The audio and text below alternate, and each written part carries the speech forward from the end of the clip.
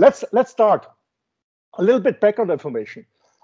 First of all our modern organization or corporates have brought a lot of sensational progress to humanity. That's no doubt, and absolute no doubt.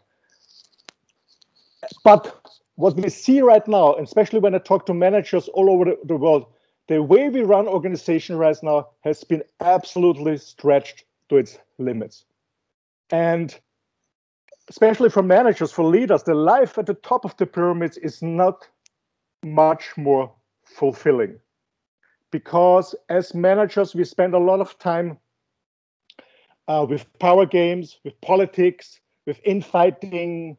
So it's a lot of stress out there, and people are not really happy. They're not focused on what they really have to do, what they're doing. So the question is, could it be differently? What can we do differently about organization? How can we invent a more powerful, a more soulful, a more meaningful way to work together?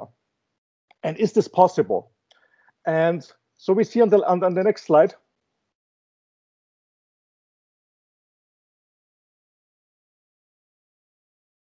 Just to ask in the beginning some basic questions. What do organizations need for the next stage of consciousness? How do they look? How do they feel?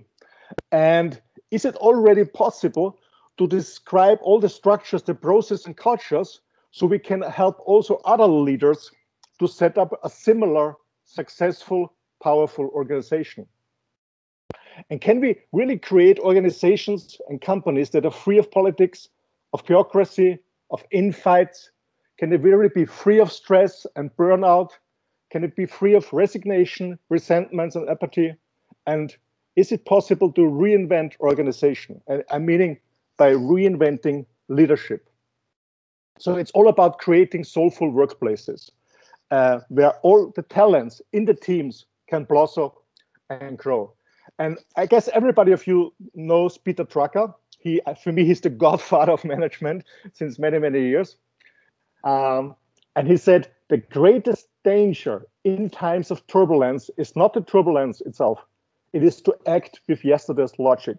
So it's all about changing our thinking. So we have to reinvent ourselves. We have to reinvent our leadership style. We have to reinvent our organization, what we call reinventing organization leaderships.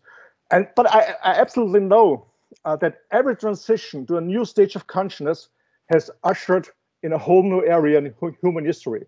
And at every junction, I will go and tip a little bit, has everything changed.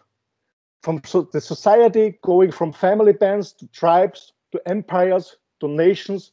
The economy has changed from horticulture to agriculture to industrialization. The power structures have changed. The role of religion has changed. So one aspect hasn't yet received much attention.